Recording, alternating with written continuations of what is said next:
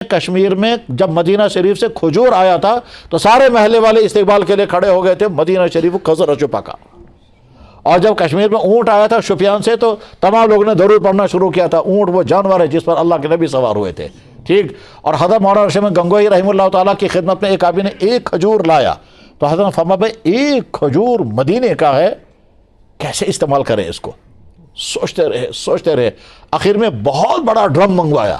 اس drum میں وہ کھجور ڈالا، اور کھجور ڈالنے کے بعد فرمایا جب اس کا کھجور کا سارا اثر ڈرم میں آ جائے گا پورے شہر کے لوگوں کو اس میں سے تھوڑا تھوڑا پانی تقسیم کیا گیا کہ مدینے کے کھجور کا شربت پیو۔ اور جو گٹھلی نکلی ہے اس گٹھلی کو پیسا، اور پیسنے کے بعد پھر سرمے میں ملایا، اور وہ سرما جو ہے وہ سینکڑوں انسانوں کو سرما دیا، کہا اس سرمے کے اندر مدینے کی کھجور کی گٹھلی کا پیسا ہوا پاؤڈر بھی موجود ہے۔ آج تو یہاں ہر گلی میں مدینے کی کھجوریں مل رہی ہے۔ اگر کوئی ڈاکٹر کسی بیمار سے یہ کہے کہ آپ فلاں فلاں چیز استعمال نہیں کریں گے اور وہ چیزیں صحت کے اعتبار سے بھی بہت مفید ہیں اور ٹیسٹ کے اعتبار سے بھی بڑی مزیدار ہیں، لیکن ڈاکٹر نے بین کر دیا، تو آدمی اس وقت یہ نہیں سوچے گا کہ میری عقل میں تو یہ بہت اچھی چیز ہے، بلکہ یہ کہے گا کہ ڈاکٹر نے اگر مجھے منع کیا تو مجھے اسی پر عمل کرنا چاہیے، اس میں کوئی نہ کوئی فائدہ ضرور ہے۔ مثلا کسی وجہ سے ڈاکٹر نے گوشت کھانا بند کر دیا، کسی وجہ سے ڈاکٹر نے دودھ پینا بند کر دیا، کسی وجہ سے ڈاکٹر نے ڈرائی فروٹ بند کر دیے، کسی وجہ سے ڈاکٹر نے مثلا جوس پینا بند کر دیا، تو ہم اس وقت یہ نہیں کہیں گے کہ گوشت بڑا مزیدار ہے، راجماش کی دال اور زیادہ پروٹین بھری ہوئی ہے، دہی پینے میں مزہ بہت ہے اور طاقت بھی ہے، ڈرائی فروٹ تو بہت ہی فائدہ مند ہے، نہیں کہیں گے ہم کہ اس وقت اعتماد کریں گے کس پر کہ ڈاکٹر نے جو کچھ کہا اس کے پیچھے ضرور کوئی نہ کوئی فائدہ ہوگا، کیونکہ وہ اس فیلڈ کا ماہر ہے۔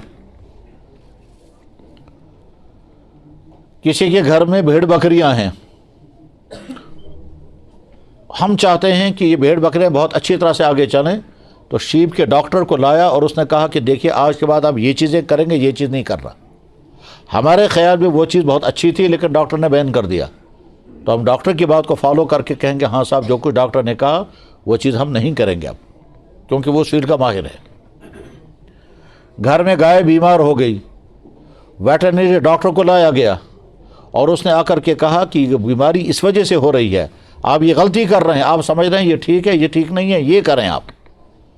تو جس کو ہم ٹھیک سمجھ رہے تھے ڈاکٹر نے کہا اس کو یہ مت کریں، تو اس وقت ہم جو سمجھ رہے تھے ہم اس پر عمل نہیں کریں گے، ہم وہ کریں گے کہ جو ڈاکٹر نے کہا۔ بیٹے نے باپ سے کہا کہ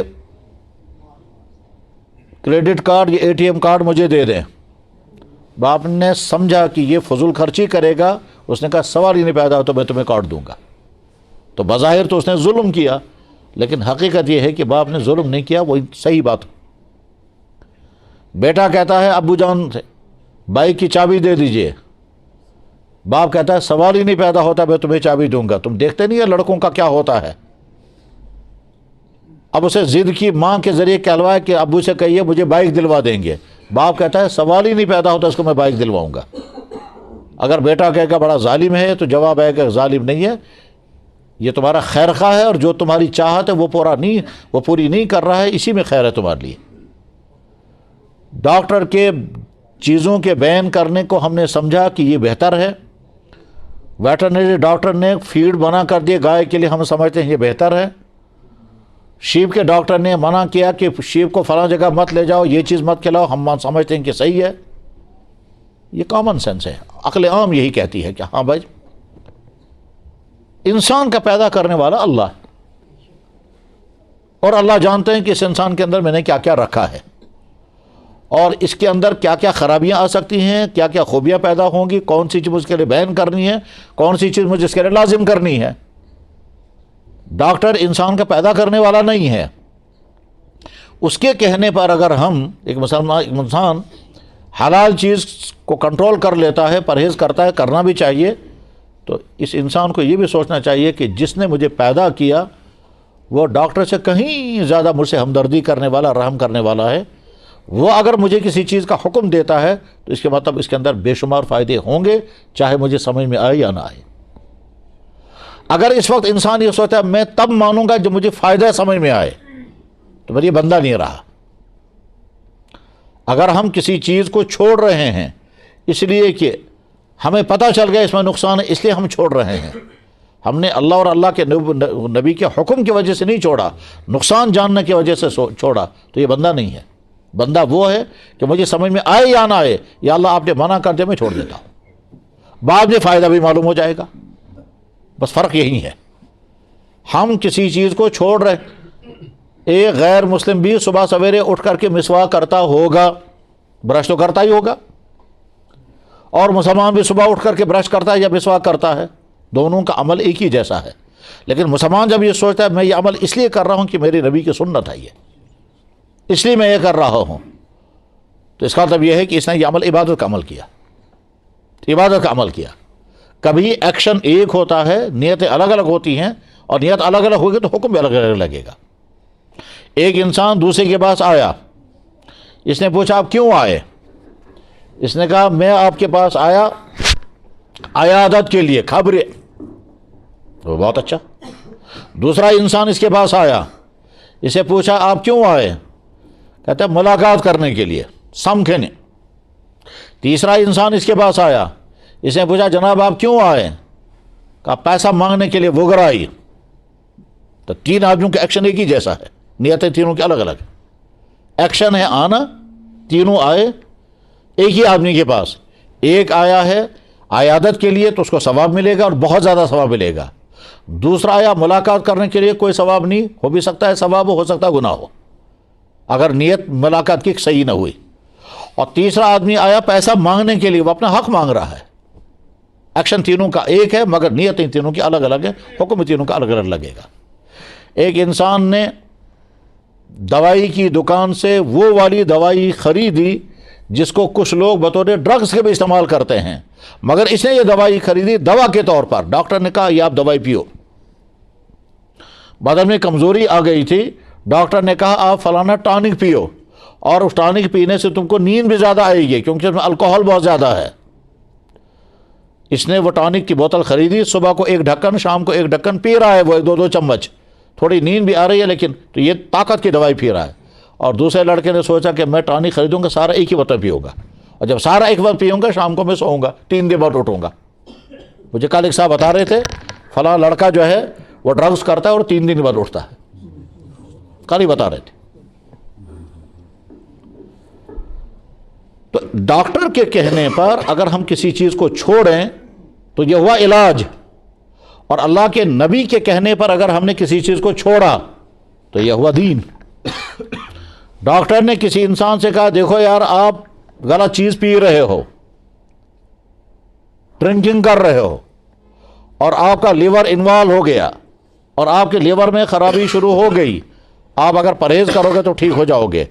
اور ورنہ تو پھر تمہارا لیور گیا۔ اس نے کہا ٹھیک ہے آج کے بعد پرہیز کروں گا۔ تو یہ جو شراب چھوڑ رہا ہے یہ دین نہیں ہے، اس نے دین پر عمل نہیں کیا، یہ تو ڈاکٹر کے کہنے پر چھوڑ رہا ہے۔ یہ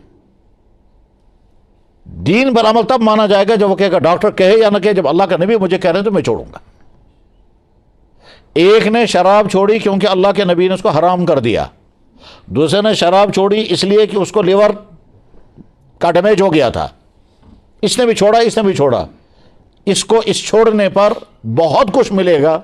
اور اس کو اس چھوڑنے پر فائدہ ہوگا، صحت آپ کی ٹھیک ہو جائے گی اگر مقدر ہوئی تو، باقی آپ نے اللہ کے کہنے پر نہیں چھوڑا، دونوں میں فرق۔ بس ان باتوں کو ذہن میں رکھ کر اب دیکھیں، ہمارا پیدا کرنے والا اللہ،